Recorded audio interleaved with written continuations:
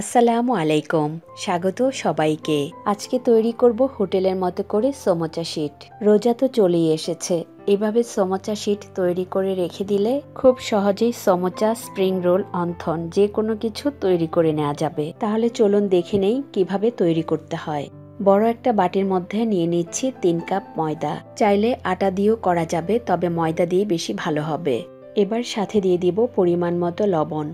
লবণটুকু দেওয়ার পর খুব ভালো করে নেড়েচেড়ে ময়দার সঙ্গে মিশিয়ে নিতে হবে। এবার আমরা নর্মাল পানি দিয়ে একটা ডো তৈরি করে নিব। তবে পানিটা কিন্তু একবারে দেয়া যাবে না, অল্প অল্প পানি দিয়ে ডোটা তৈরি করে নিতে হবে। আমি অল্প অল্প পানি দিয়ে ডোটা তৈরি করে নিচ্ছি। আর এই ডোটা কিন্তু শক্ত হবে না, আমরা যে পরোটা বানাই ঠিক পরোটার মতো ডোটা তৈরি করে নিতে হবে। এভাবে কয়েকবারে অল্প অল্প পানি দিয়ে একটা সফট ডো তৈরি করে নিতে হবে। আমি এখানে একটা সফট ডো তৈরি করে নিয়েছি। এবার এই ডোটাকে খুব ভালো করে 5-6 মিনিটের মতো মাখিয়ে নিতে হবে। খুব ভালো করে মাখিয়ে নেওয়ার পর উপরে সামান্য একটু তেল দিয়ে দিচ্ছি, দিয়ে মাখিয়ে নিচ্ছি। এবার এই ডোয়ের বাটিটা একটা ভেজা নেংড়ানো কাপড় দিয়ে খুব ভালো করে ঢেকে রাখতে হবে, যেন এটা আরও একটু সফট হয়ে যায়। আমি এইভাবে করে প্রায় 15 থেকে 20 মিনিটের মতো রেখে দিব, তাহলে আমরা ফিরে আসবো 20 মিনিট পর। 20 মিনিট হয়ে গেছে। এবার খেয়াল করে দেখেন এই ডোটা কিন্তু খুবই সফট হয়েছে। এবার এই ডোটা থেকে আমরা সমান 3 ভাগে ভাগ করে নিব। আমি এই বড় ডোটাকে সমান 3 ভাগে ভাগ করে নিয়েছি। এবার একটা ভাগ রেখে বাকিগুলো ঢেকে রাখতে হবে। আমি একটা ভাগ নিয়ে এভাবে একটু লম্বা করে রোল করে নিচ্ছি। এবার এই রোলটাকে ছোট ছোট করে সমান ভাগে ভাগ করে নিতে হবে। এবার আমি একটা একটা করে এভাবে গোল করে নিব।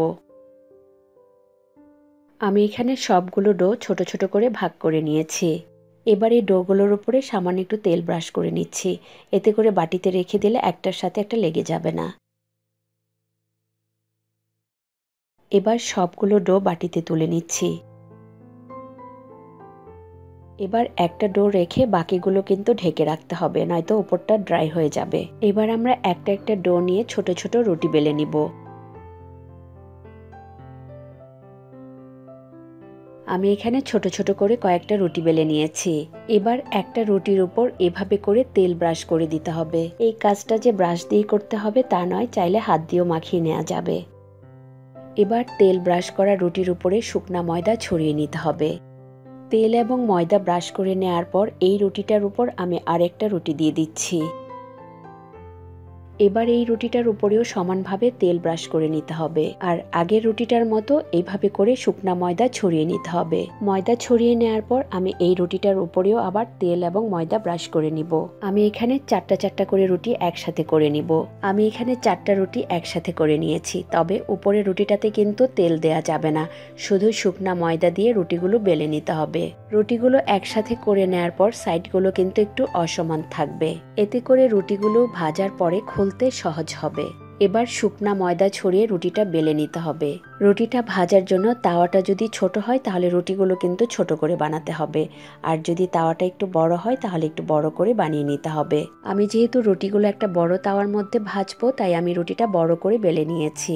আমার এখানে রুটিটা বেলা হয়ে গেছে, আর খেয়াল করে দেখেন রুটিটা কিন্তু পাতলা করে বেলে নিয়েছি।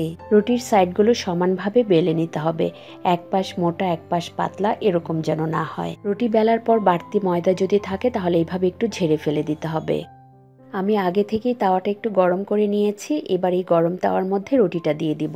এবার এই রুটিগুলো হালকা করে একটু সেঁকে নিতে হবে। রুটির একটা পাশ 30 থেকে 40 সেকেন্ডের মতো রেখে রুটিটা উল্টিয়ে নিতে হবে। রুটিটা আমি উল্টিয়ে নিয়েছি, আর খেয়াল করে দেখেন রুটিতে কিন্তু কোনো স্পট পড়েনি। রুটিগুলো ভাজার সময় চুলার আঁচ একেবারেই লোতে থাকবে। যখন রুটির কালারটা এরকম চেঞ্জ হয়ে যাবে, এবার আমি একটা একটা করে রুটি খুলে নিচ্ছি। একদম খুব সহজেই কিন্তু রুটিগুলো খুলে আসবে। রুটিগুলো যদি খুব সহজেই খুলে না আসে তাহলে আরো একটু সময় ভেজে নিতে হবে। দেখেন রুটিটা কত সুন্দর হয়েছে আর কতটা পাতলা হয়েছে। ভাজা হয়ে গেলে এইভাবে করেই সবগুলো রুটি খুলে নিতে হবে। চুলার উপর রেখে গরমে যদি রুটিগুলো খুলতে না পারেন তাহলে বড় একটা বোর্ডের উপর নিয়ে রুটিগুলো খুলে নিতে হবে। আমি এখানে সবগুলো রুটি ভেজে নিয়েছি, আর রুটিগুলো কতটা পাতলা হয়েছে খেয়াল করে দেখেন। এবার আমি রুটিগুলো স্কয়ার শেপে কেটে নিব। তার জন্য আমি এখানে একটা কাগজ ব্যবহার করছি। এবার কাগজটা রেখে চারদিক থেকে রুটির সাইডগুলো কেটে নিতে হবে। আমি এখানে রুটিগুলো কেটে নিয়েছি। এবার আমি কাগজটা সরিয়ে নিচ্ছি আর রুটির বাড়তি অংশগুলোও সরিয়ে নিচ্ছি। এই সাইডগুলো কিন্তু আমরা ফেলে দিব না, পরবর্তীতে কি কাজে লাগানো যায় সেটাও বলে দিব। এবার আমরা এই রুটিগুলো লম্বালম্বি করে সমোচার জন্য কেটে নিব। রুটিগুলো কেটে নেওয়ার জন্য আমরা এখানে একটা কাগজ ব্যবহার করছি। যদি হাতের কাছে কোনো স্কেল থাকে তাহলে স্কেল ধরেও কেটে নিতে পারেন। এই তো আমি এই শীটটাকে সমান 3 ভাগে ভাগ করে নিয়েছি। এই তো আমাদের এখানে সমোচার জন্য শীটগুলো কাটা হয়ে গেছে। এবার খুব সহজে এই শীটগুলো দিয়ে সমোচা তৈরি করে নেওয়া যাবে। এবার দেখিয়ে দিচ্ছি বাড়তি অংশগুলো দিয়ে আমরা কি করব। এভাবে ছোট ছোট করে কেটে আমরা তেলে ভেজে নিব। এগুলো মোচমোচে করে ভেজে আমরা যে সমোচার জন্য পুর তৈরি করব সেই পুরের সঙ্গে ভেঙে দিয়ে দেওয়া যাবে। এতে করে সমোচাগুলো খেতেও অনেক ভালো লাগবে। এখানে আমি কিছুটা স্প্রিং রোলের জন্য রেখেছি আর এই শীটগুলো কতটা পারফেক্ট ভাবে হয়েছে আপনারা একটু খেয়াল করে দেখেন। এভাবে শীটগুলো বানিয়ে রেখে দিলে যে কোনো সময় সমোচা বা স্প্রিং রোলগুলো বানিয়ে নেওয়া যাবে। এবার এই শীটগুলো দিয়ে কিভাবে সমোচা এবং স্প্রিং রোল বানানো যায় সেটা আপনাদের সাথে শেয়ার করব। আমি এখানে চিকেনের পুর তৈরি করে নিয়েছি, সেটাই আপনাদেরকে দেখিয়ে দিচ্ছি। এবার আমি একটা সমোচা তৈরি করে দেখিয়ে দিচ্ছি। একটা শীট নিয়ে এভাবে একটা ভাঁজ দিয়ে নিতে হবে। এই ভাঁজটা দেওয়ার পর আমি ময়দা দিয়ে একটা আঠা তৈরি করে নিয়েছি, সেটা লাগিয়ে দিচ্ছি। আসলে এটা বলে তো একদমই বোঝানো যাবে না, আপনারা একটু খেয়াল করে দেখেন। এবার এভাবে একটা ভাঁজ দিয়ে কোণের মতো তৈরি করে নিতে হবে। যখন কোণের মতো তৈরি হবে এবার এখানে পুর ভরে নিতে হবে।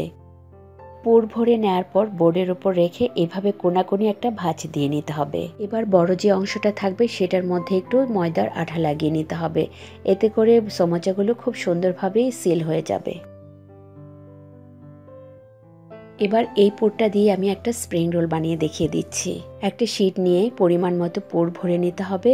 এবার দুই পাশ থেকে রুটিটাকে ভাঁজ দিয়ে নিতে হবে। এবার পেঁচিয়ে একটা রোলের মতো করে নিতে হবে। এবার কোণার অংশে সামান্য একটু ময়দার আঠা লাগিয়ে নিতে হবে। এই শীটগুলো যে কোনো এয়ারটাইট বক্স বা জিপলক ব্যাগে ভরে রেখে দিতে পারেন। এভাবে বানিয়ে রেখে দিলে যখন যা বানাতে চাইবেন খুব সহজেই বানিয়ে নেওয়া যাবে। আশা করি আজকের এই রেসিপিটি আপনাদের উপকারে আসবে। আল্লাহ হাফেজ।